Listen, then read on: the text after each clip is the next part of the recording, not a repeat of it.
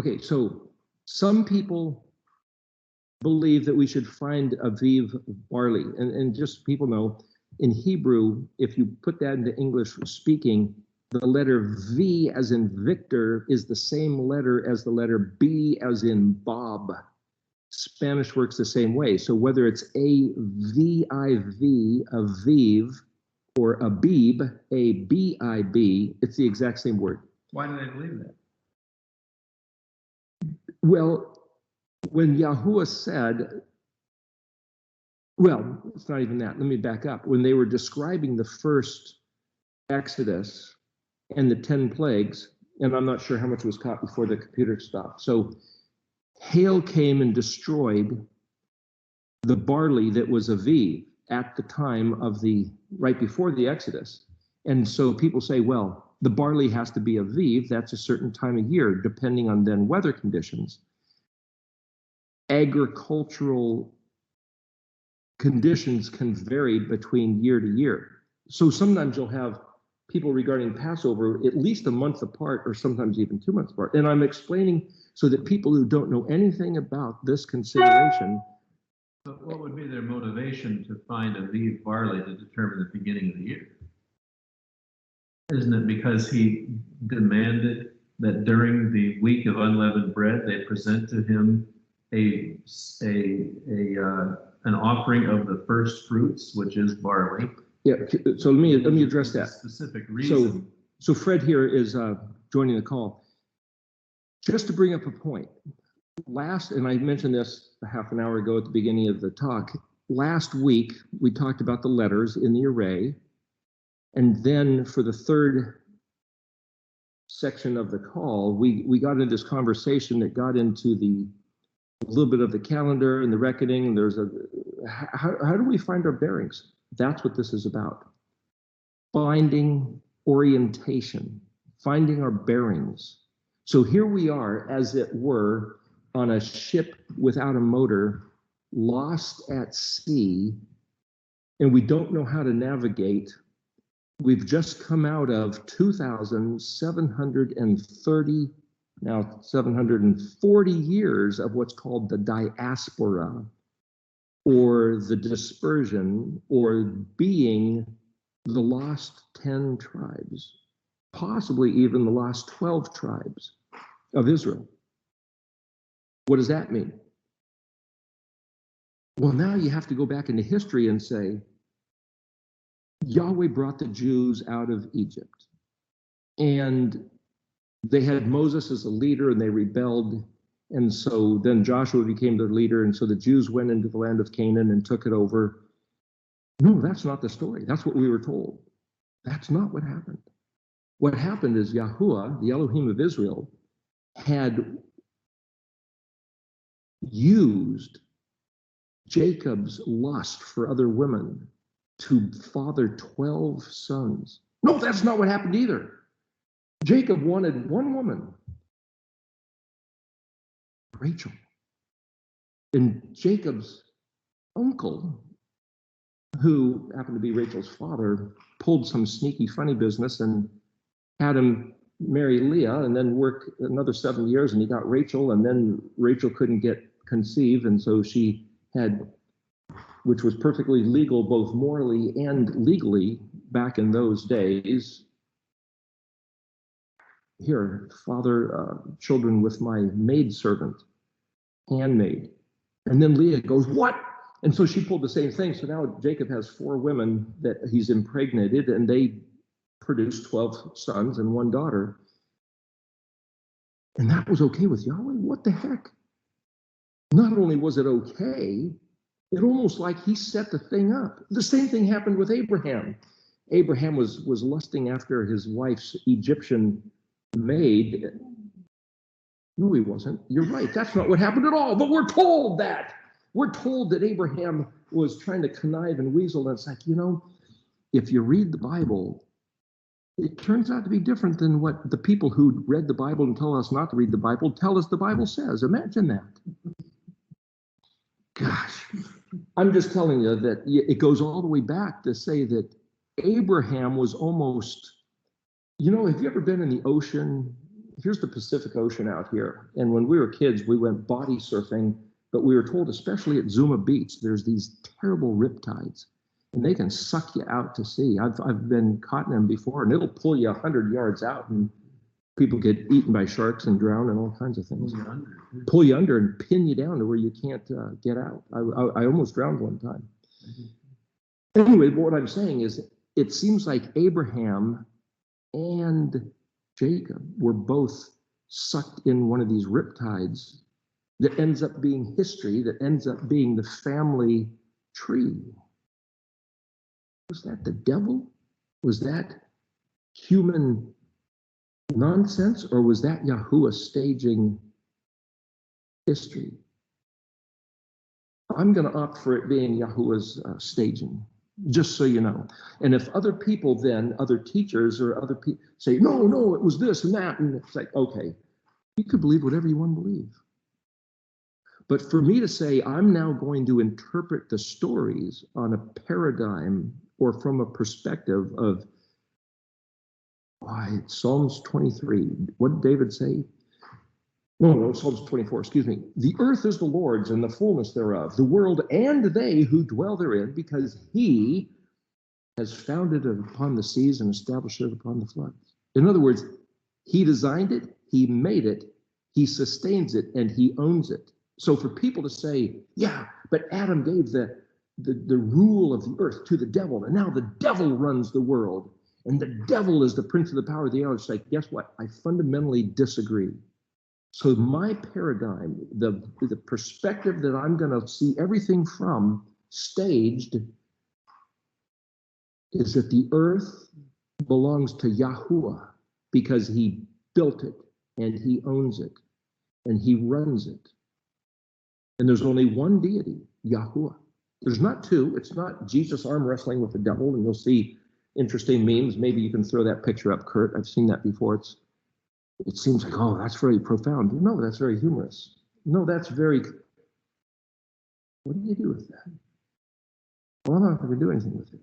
I don't picture Jesus arm wrestling with the devil, with Lucifer. Some people think that Jesus and Lucifer are brothers. That's a certain doctrinal premise. Yeah, I'm not going to put a label on it, but you know. Anyway, what I'm saying is that the way we see the world staged changes everything. Everything. If I see that the world is staged according to the meaning of the 22 Hebrew letters, that becomes the foundation, the base, the pedestal, the easel. You know, you set up this tripod. Picture a way a teepee is built. You know, you've got 20 or so different, let's say there's 22 poles cut out of tree trunks that you fit together, and then you wrap this skin of hide or fabric around it. Now you've got a place to live. So I've decided to do that with the alphabet. You've got these 22 stakes, and what's the fabric? The Torah, the scroll. And I'm going to live in that tent. Well, what's the basis of the 22? The Mishkan pattern, keyed to the Moedim, which is the 7. 7 pillars. Some people have 4. You know, a tripod has 3, but there's 7 legs to this structure. And then the other ones, the 22 Hebrew letters, are like the staves that fit around it, and then you wrap the Torah around that, and now you've got it, what in Hebrew is called an ohel. It's called Aleph Hey Lamed. The O sound could be evolved, but that's a phonetic vowel that's plugged in. Aleph Hey Lamed is the word tent.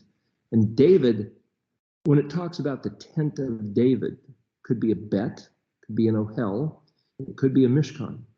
I think those are the only 3 words for habitation.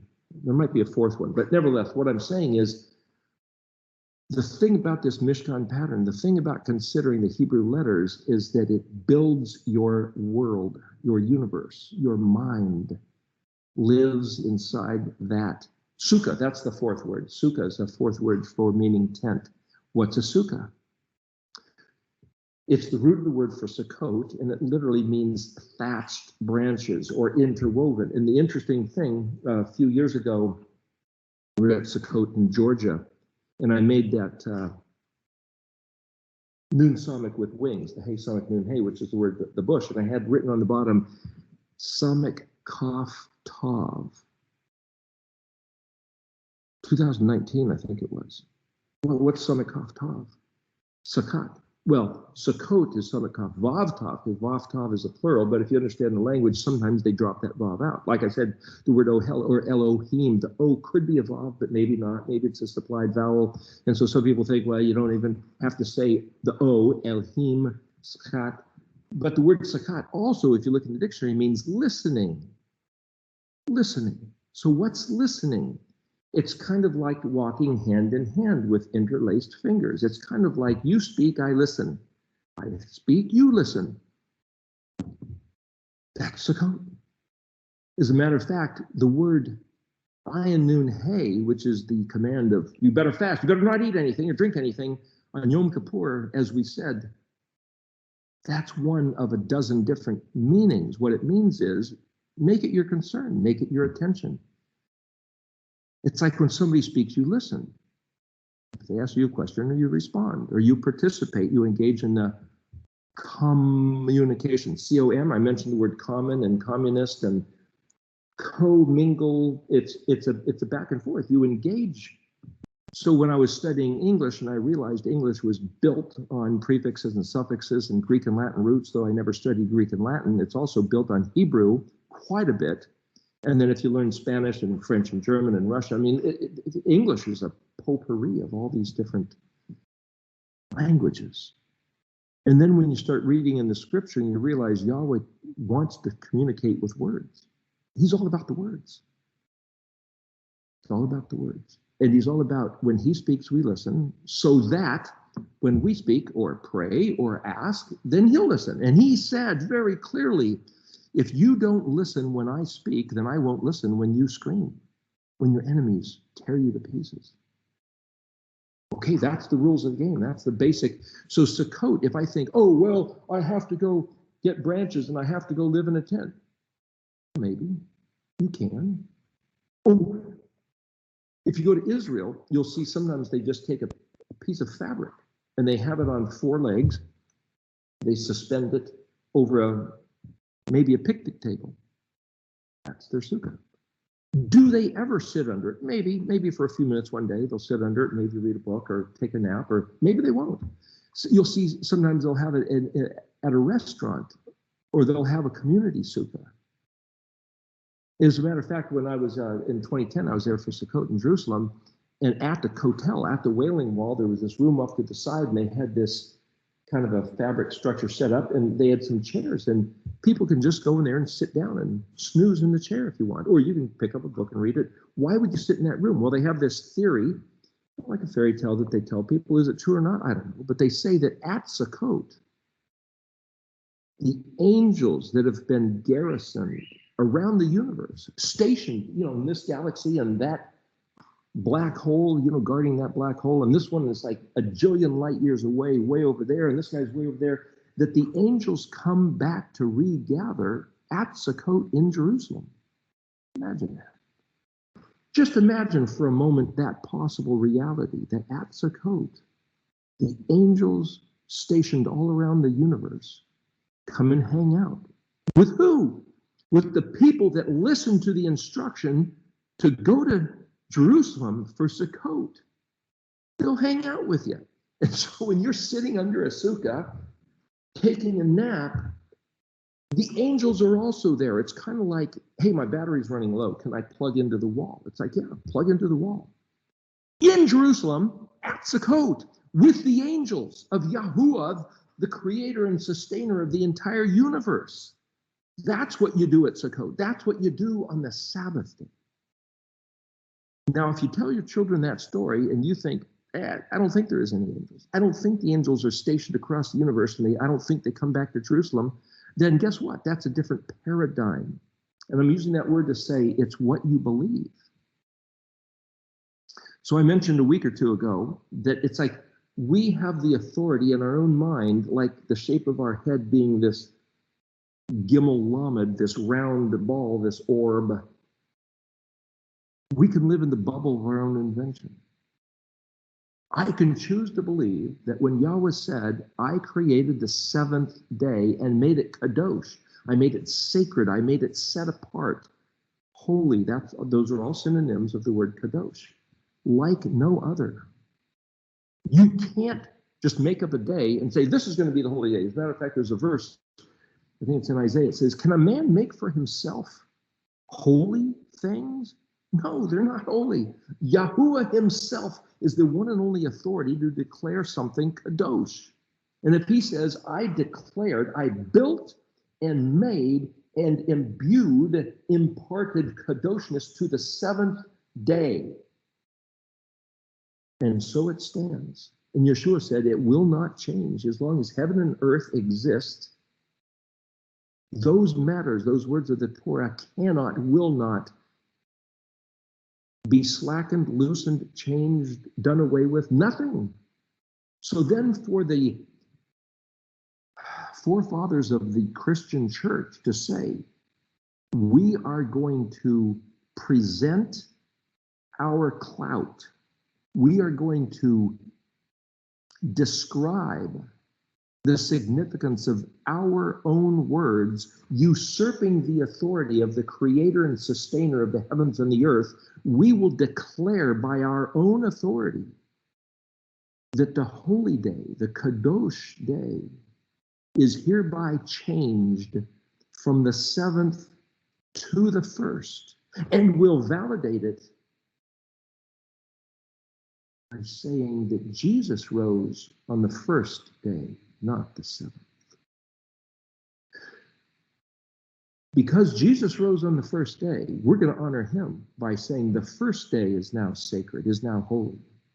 And then Yahuwah, imagine this, Yahuwah allowed for nearly 2,000 years the perpetrators of that criminal action of us usurping his authority to run the Inquisition and the Holocaust, torture, kill, steal the goods of, blind the mind with lies of thousands of millions of otherwise well-believing, faithful Christians. They lied, they stole, they murdered, they tortured. And Yahweh allowed it. Why? Why would he do such a thing? The devil's so strong. It has nothing to do with the devil. Why would Yahuwah empower and then allow the lies, the theft of the truth, the murdering, the torturing that his Christian church did for millions of otherwise in their heart faithful believers? Because that's what he said was going to happen in the Torah. He said, if you don't listen to my words, you'll receive the lie. As a matter of fact, at one place he says, I myself will send a grand delusion. He himself said of Nebuchadnezzar, king of Babylon, he's my drawn sword. Another translation of that word is a mace, a war club, to smash. He said, I planted Israel. It's a precious garden, put a hedge around it, protected it, and Israel rebelled and spit in my face and defecated on my dinner plate. All right, fine. And Yahweh said he ripped apart the hedge, and he called in Israel's enemies, and he let his enemies ravage his Israel, and he said, I will turn my ear and not hear your prayers until you turn to listen to my voice. Isn't it interesting that one of the first things you see when you start listening to the voice of Yahuwah, that he did not sanction the first day? And then you start calculating the calendar and you realize Yeshua was crucified on a Wednesday and rose on Saturday night, if we plug our names of the days of the week. And so the whole concept of Yeshua rising from the dead on Sunday morning is a damn lie, a damnable twisting of scripture. Damnable meaning condemned to hell, the place of het lamed lamed. In Hebrew, the word halal, HLL, in English phonetics would literally mean profane, vile, desecrated, punched holes in, poured out, emptied of its contents, common, vulgar. As a matter of fact, it's a picture of exactly what they did to Yeshua when they crucified him. They made him Het Lamed Lamed, where we get the word hell, H-E-L-L. There was no vowel plugged in, it's just H-L-L. Vulgar, profane, common, which is to say the opposite of kadosh.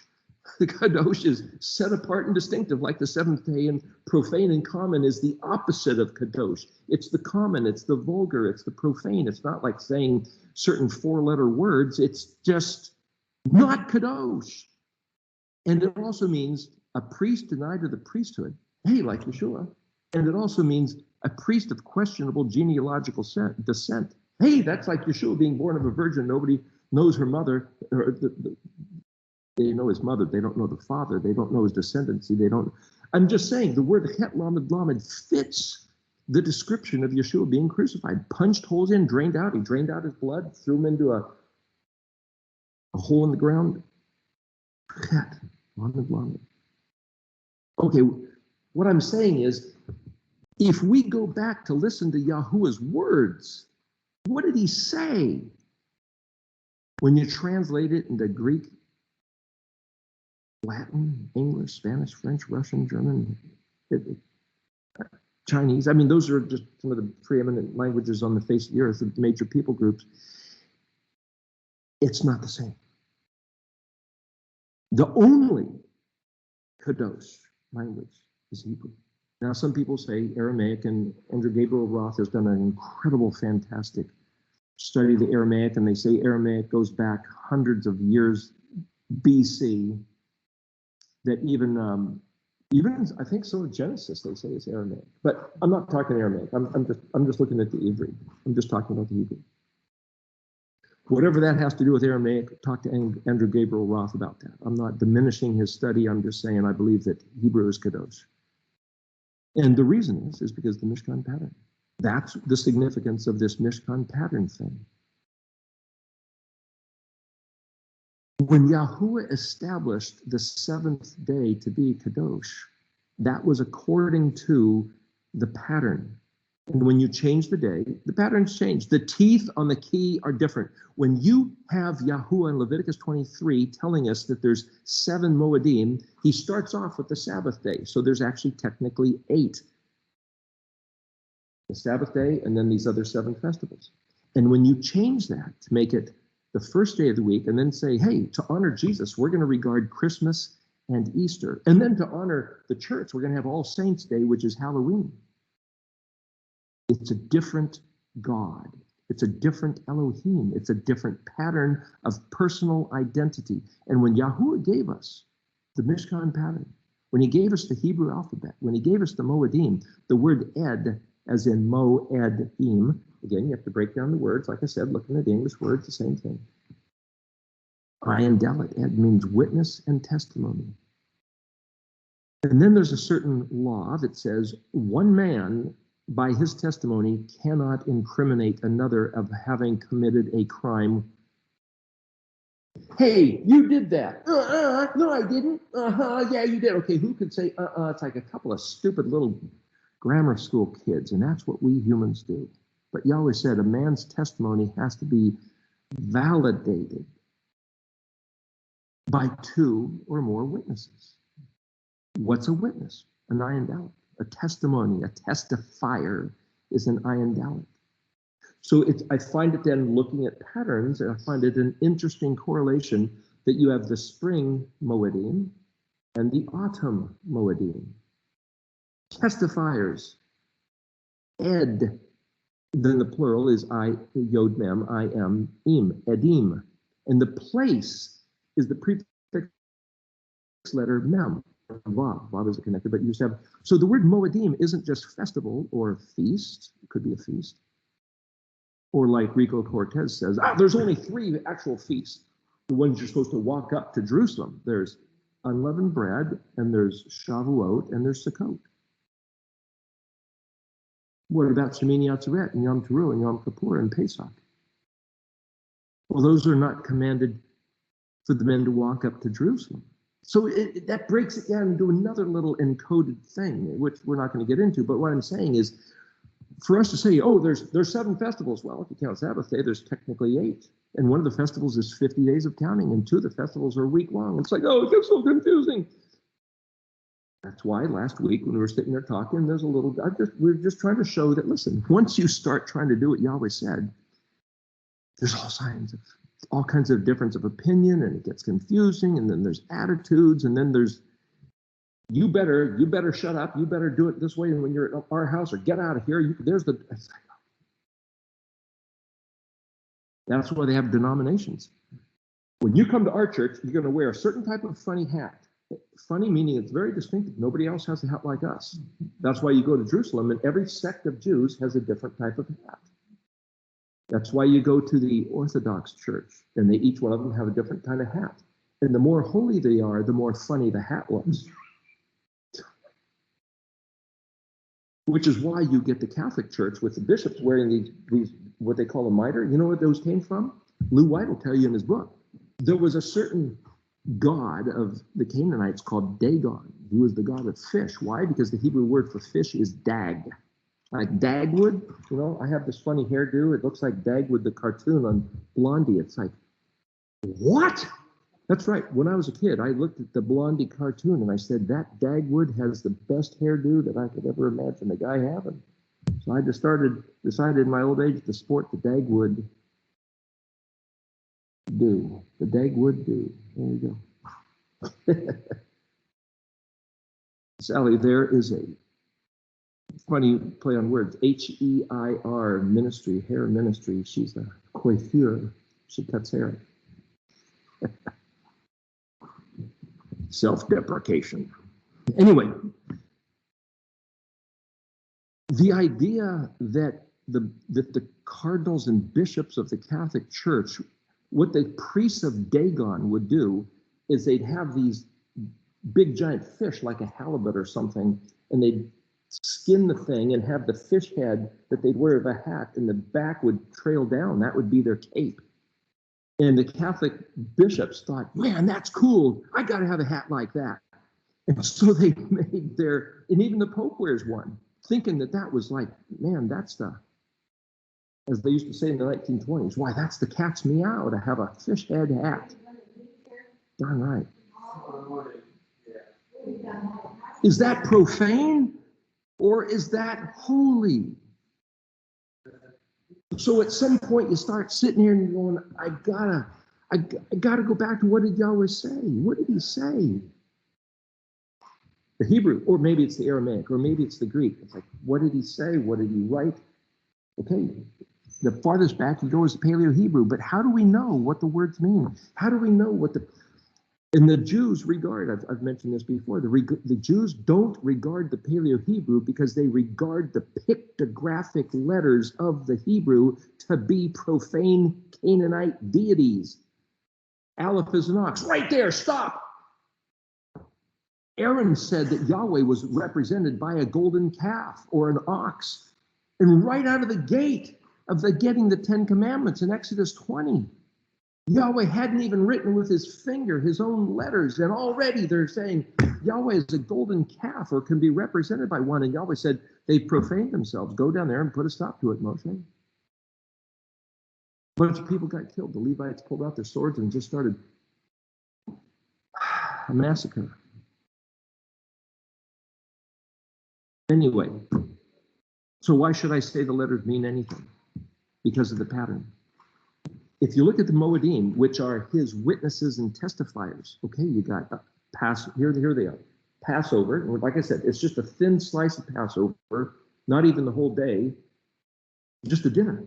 And then you've got a week of unleavened bread, then you have 50 days of counting. And then you've got Yom Teruah, which is, Teruah means shouting. Doesn't even necessarily mean trumpet, but though trumpets shout, and so it can mean trumpet. That's one of the definitions, but it means basically rejoicing, shouting. And then that's the first day of the 7th month. And then on the 10th day of the 7th month, you've got Yom Kippur, but the word Kippur means covering. It means atonement. It also is the root of the word the kippah, you know, the little hat that they wear. The Roman monks wear the hat, the Jesuits, just like the rabbis? Why? That's a different matter. We won't even go there. But just to say, that's called a kippah. One of the it comes like the same root of the word kippur, meaning covered, meaning atoned. Washed clean is another meaning of the word kippur. 10th day. Starts the evening of the 9th and ends the evening of the 10th, but it's the 10th day of the 7th month. Again, reckoning of the calendar is going to throw you into a bunch of different groups, and you can designate yourselves as being different by wearing different shirts or different funny hats or whatever you want to do. That's okay. Or different stupid hairstyles. Anyway, if you then say, well, the 15th day of the 7th month is the first day of the 7-day keeping of Sukkot. But the only 2 days that are commanded gatherings are the first day and the 8th day. Not even the 7th. The only day that says you can't work and you better have it as a sacred regard is the first day of the 7 days. And so when I first started keeping Sukkot, it was like the only commanded day to keep it as a Shabbat where you can't work and you have to get together is the first day. So I worked the rest of the week because that wasn't even okay, yeah, it's Sukkot, but it's like, I got work to do, man. And then I realized when I was in college or about that age, it's like some of your friends will get together and go skiing up in the mountains for a week. When do you do that? Well, it's the week between Christmas and New Year's. What a great week, man. That's party week. Or in the spring, it's the week of you go down to Florida or the Caribbean and you get together with your friends and you get drunk and you party and you commit every sin you possibly can because you're absolved at least by Easter, right? So you have fertility goddess rituals of Ishtar with all your friends, cohabitating with other drunkards, and that's as sacred as our calendar gets.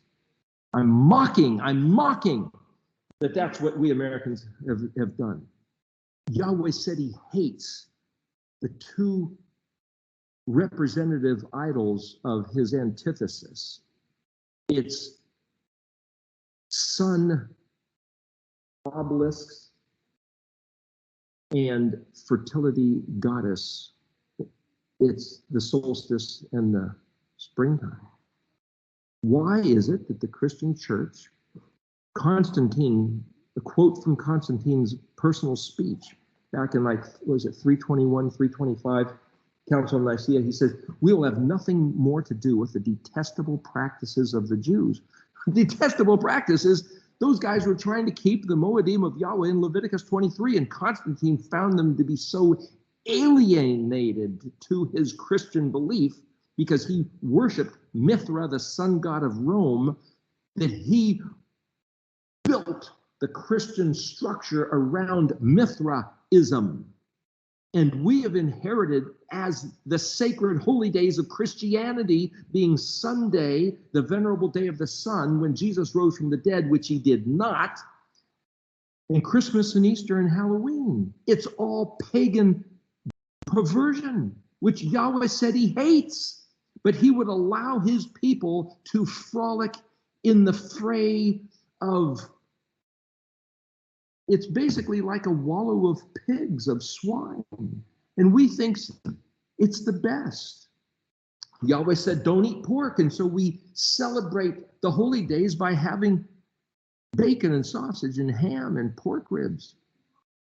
And saying, oh, Jesus said that all food was okay. It's not what goes into a mouth, it's what comes out. And it's like, let's just sanitize it and say it's all borscht. Borscht. Of course, borscht is actually, I think, a Russian meal of beets, which is probably quite healthy and tasty, but, I'm playing with words. What did Yahweh say? How do we know he said it? Because his Moedim are not just 7 detestable practices of the Jews. It's not about the Jews. Yahweh assigned 12 tribes. And 7 Moedim, and the 7th day. And if you go back and you look real close, you realize there's a pattern in the Moedim, and it fits the pattern of what he created in those 7 days of creation. And unless you regard the fact that he made the 7 days and rested on the seventh day. Very particularly, he rested on the seventh day and set it apart. And if you don't see that, and you don't read the Moedim, that it correlates, the seventh day Sabbath rest correlates to Shemini Atzeret, which is today, here on this calendar that we're regarding, which I affectionately call the full lunar calendar, because most people don't give a rat's ass about it. When I say rat, is that a term of derision? What's rats? The word resh ayin zadi, ra'atz, is actually, it says in Ernest Klein's dictionary, one of the names that people call the Paleo-Hebrew. They said there's two words they call it. One is resh ayin zadi, and the other one is dalet ayin zadi. Da'atz and ra'atz. And I'd sit here and play around with words. I got a shirt the other day. Somebody gave me a shirt as a gift that said, Old Salty Bastards Tavern at Morro Bay. I'm not allowed to talk like that. Gosh, when I was a kid, if we mentioned any words like that, literally, you'd have a bar of ivory soap crammed into our mouth and ground around our teeth till enough to make you sick. And it's like, don't let those filthy, profane, vulgar, halal words be in your mouth. I'm going to wash it. It's like my mom would sit there and, grind the soap on your molars, and it's like you're getting ivory soap, lie, and it's just like you learn, do not talk like that. So I spent a day here just messing with words. The word old is where we get shin bet, as in Shabbat, as in Teshuvah, which means repent and return. Salt is mem lamed chet, which means to be worn away, dissipated, like sailors' ragged clothing. And it's like, guess what? Who's going to return? The lost 10 tribes who were sent away. It also means to be a sailor or to travel by ship. The word ship is ayin nun yod, which Yahweh says, Ani Yahweh, I am Yahweh, like the admiral surrounded by his fleet, like the nun psalmic surrounded by the letters. It's the word Zion, as in Mount Zion, which means those who listen to the commands of their admiral. And Mount Zion, literally, Zadi Yod means desert or a desert dweller. But a ship is the dry place, like a desert, in the middle of the ocean. So a sailor, a mariner, is a Zion if he listens to the commands. So the word salty is to say, hey, I want to be of the fleet. Zadi Yod is a fleet of ships. I want to be like the letters surrounding the Nun Psalmic in that logo. I want to be like, Zadi Yod also means to man the crew. Zadi Vav, man the crew. For Yeshua to say, hey, come follow me. But if you come follow me, you got to do what I say. I only do what I hear my Father saying, and I'm telling you to do what my Father is saying, so let's do it together. That verse that says 10 men will see one Ish Yahudi, one Jew, and grab a hold of his kanaf. Some people say zitzi. It says, and they'll say, hey, let us go with you because Shemanu Elohim Ankam. It's translated, we have heard that God is with you. It doesn't seem to be with us, but can we go hang out with you? No, that's not what it means. Shemanu Elohim Ankam literally means we listen to the voice of Yahuwah just like you together. Ankam means together in league. Let's walk together. That's the restoration of the 12 tribes. And guess what? It can't happen until we Shema the call of Yahuwah, our admiral, our captain and commander, Yahusha. And if we're listening to different voices of authority, we can't do that. So I know that it hasn't happened yet because we're all listening to different voices of the regard of the Torah and the regard of Yeshua. And for the fact that the Jews can't hear the voice of the Torah in Jesus Christ's voice because he tells his disciples to forsake the law, means that Jesus Christ is not the Messiah. And for Jesus Christ to authorize the first day of the week means he's not the Messiah. So the Messiah can only be somebody who walks in the Torah. But I know he's that guy that lived 2,000 years ago, so I'm going to give him his Hebrew name, Yahusha. Yod He Vav Shin Ayin, spelled just like the guy named Joshua, who took over the lead from Moshe and took his people into the promised land. Yahusha took the 12 tribes of Israel into the promised land. Yahusha. So to call Jesus Christ as an icon, archetype, figurehead, like that carved image on the bow of the front of the ship, wrong God. Sorry, can't be Jesus Christ. Why? Because he doesn't walk in Torah, and he doesn't tell his disciples they must keep the Torah. And he doesn't honor his Father, he honors himself, apparently as God, because people worship him instead of Yahuwah. And yet Yeshua said, I'm going to my God and your God, my Father and your Father. I only do the things I see my Father doing. I only say the things I hear my Father saying. I'm not about my own business. I'm not about my doing my own things. I don't even know when the end is. He knows. And so by spinning the world of the Trinity like this three-legged teepee that we live inside is a paradigm of consciousness which breaks the meaning of the words of the Torah. And so this whole business of going back under the Mishkan pattern, the 22 letters of the alphabet, the rule of the chok, the commands and instructions of the mitzvot, the decrees, the commands of our admiral, is for the 12 tribes to come back from the dispersion of being torn by the teeth of our enemies, like the ragged, tattered clothes of what salt does to fabric. So this idea of old salty bastard. What's a bastard? Well, if I put that's one with an unknown father. The mother gave birth to an unknown father, like Yeshua, like Jesus being born of a virgin, they called him a bastard. What's a bastard? Well, I'm going to sit there and say it's like, no, without lineage, without descent. But if I say, what are those English letters? Bet, Aleph, Shin, Tav, Ba'asht. Well, Aleph, Shin, Tav, hey, that's the word for wife. Wife is Aleph, Shin, Tav. Bet is a prefix, means to be in the condition of. So that's like, what's a wife supposed to be? But if I look at Bet, Aleph, Shin, it means to stink. Malodorous means that this just a foul stench, like somebody smells like dead fish around here, because Tav can be a suffix. So I did that video called Butcher Boy. Ba'ashamat, Bet Aleph Shin Mem Tav. Something stinks. We don't like what somebody's doing. Let's take their name and throw it into the fire and consider them dead. You break down the word Ba'ashamat. It means excommunicated. That's why you excommunicate somebody. That's why somebody's kicked out of the church or kicked out of a certain social group, is because they're Ba'ashamat. So Bet Aleph Shin Tav is a wife who stinks and so is outcast. But then Tet Resh Dalet, I'm just playing with the words, the English phonetics to the word bastard. Tet Resh Dalet. Tard. What a retard, what a tard.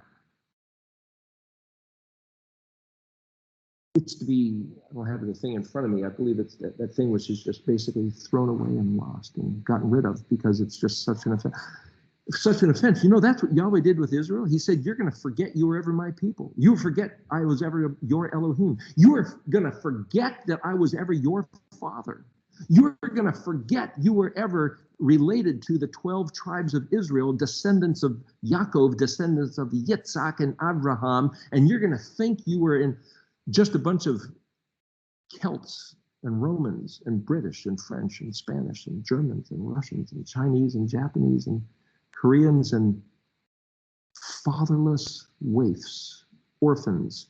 And once you start researching what did Yahweh say, you'll see that he shalach, he divorced, that's one meaning, ejected as a missile, like putting a catapult and you're out of here for 2,730 years until 2010. The word tavern is Mishkan, and there's a number of ways to break that word down, but it means to dwell together as neighbors.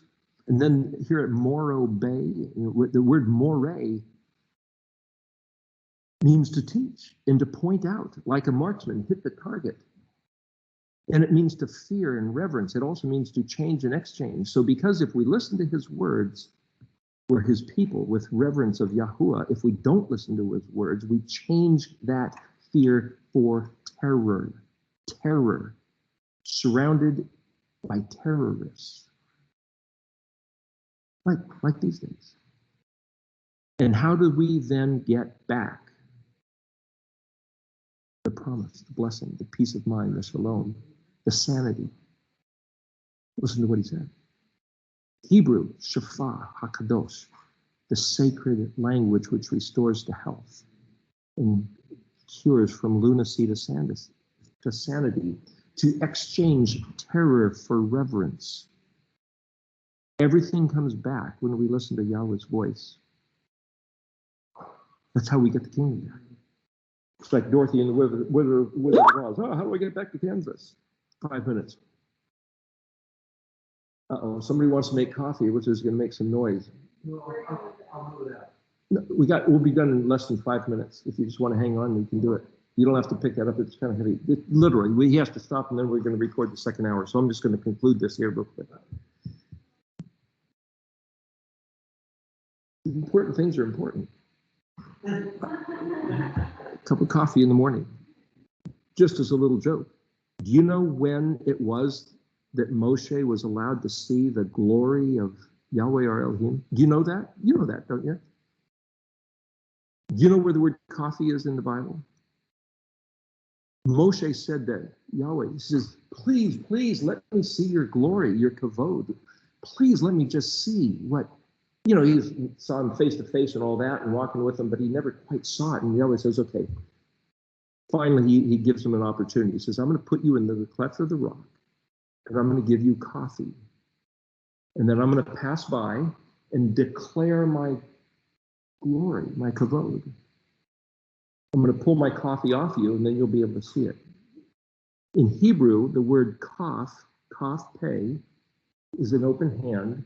Kafi would be my hand. He put him in the cleft of the rock, placed his hand over Moshe, passed by, and he took his hand off, and Moshe was able to see. It's a play on words. It's Hebrewish. Coffee is Hebrew for my hand. That's the word coffee in the Bible. So that's why we always have coffee before we start these studies, because that way we can see the glory of Elohim. Their mind alert and attentive. I thought it was because he brews. He brewed, and he's the Hebrews there. Okay, here.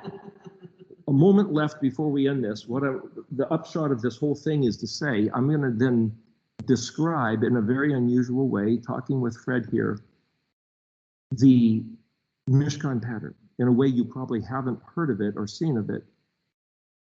And you'll realize it's the testimony, the witness of Yahuwah's personal identity and his ways, and his witness is in this pattern, which is why the 7 days of creation were made such as they were, and which is why the Moedim are what they are, and the Beatitudes are the exact same pattern, and the format, the layout of the architectural schematic of the Mishkan, the tabernacle, is identical. And then once you see the pattern, you'll see it all over creation, all over the scripture. And the alphabet, validating that the alphabet and the 22 letters in that particular sequence order are very particular and are Yahuwah's own fingerprints of testimony. So we'll get to that after in the next session. He's not stopping the recording. Okay, go ahead and grind. Go ahead, make some noise. We'll have a musical interlude here. This is like, hearing this grinder going is like a symphony to the ears.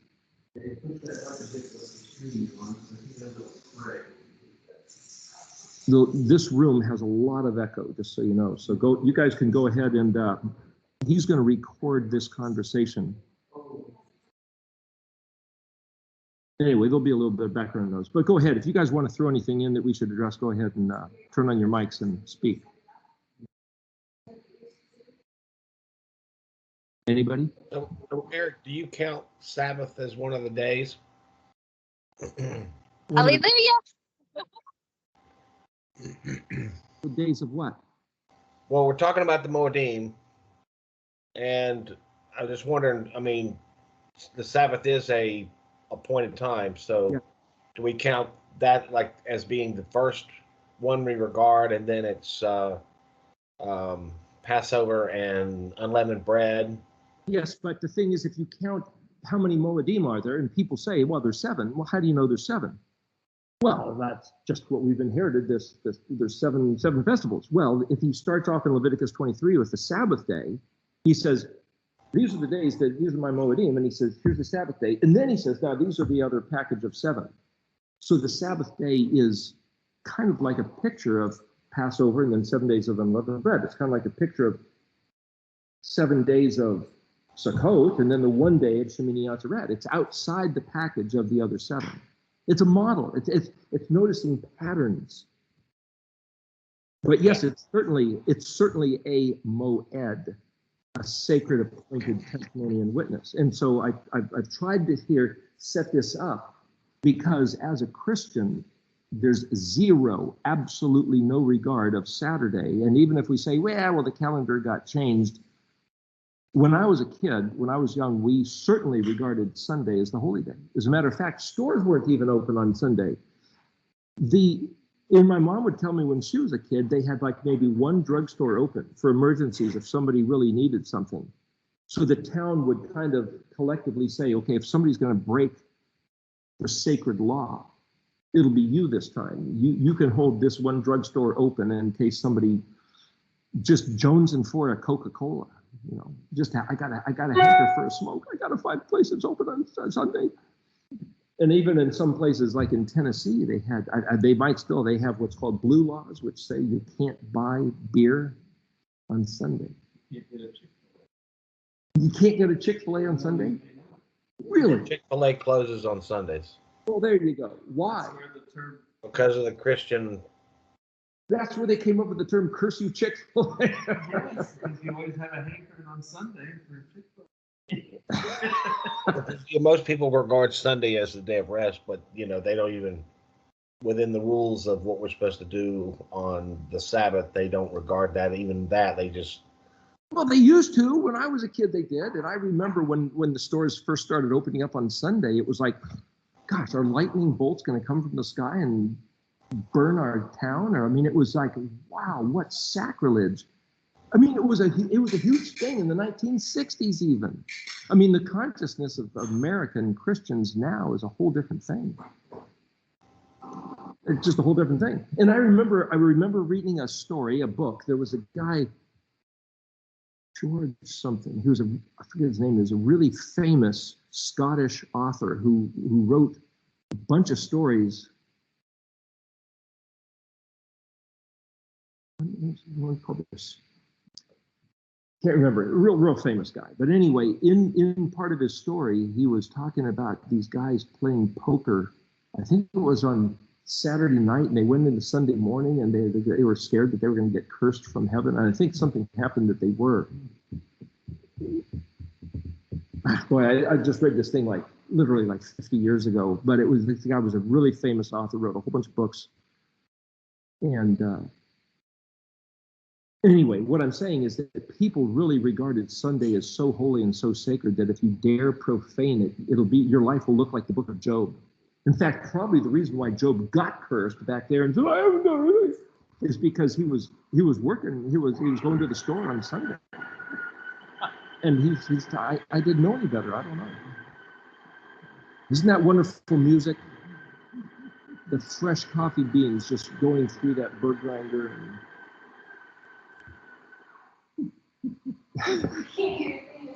She get in here. Okay, I'm saying this beautiful music, being woken up in the morning to hear that sound of the coffee beans grinding. It's like a beauty in the eye of the beholder, as it were.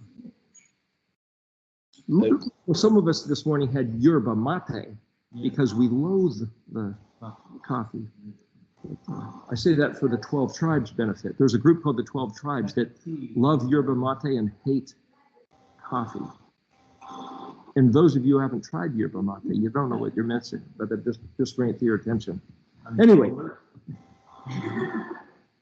you feel the effect of yerba mate? It's not exactly a stimulant, but it just does perk up your interest. What? It's the smell.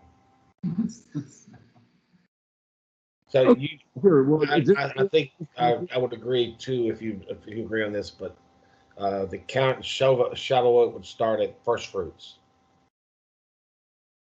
But the idea, let me just I'll jump back into the thing here, and we'll engage Fred here.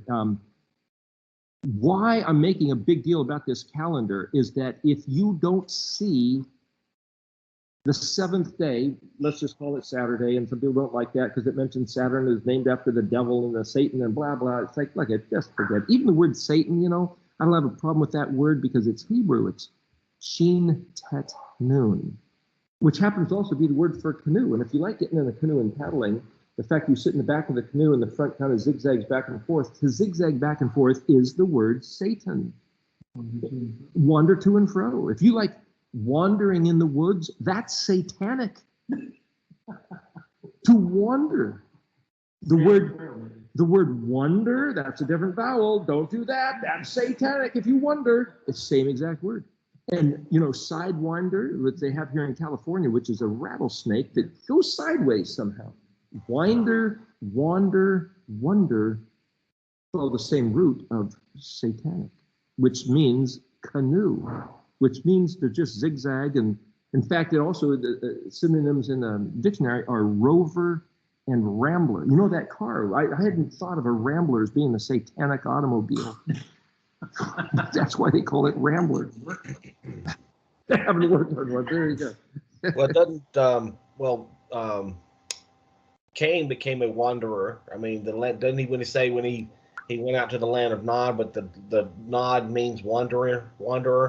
Yeah, hang on. Somebody says got to stop. Are you stopping the recording? Not yet. 4 minutes. Oh, somebody said got to stop. Yeah, we got to stop. We got to stop and go on to the next topic. Okay. Well, the what?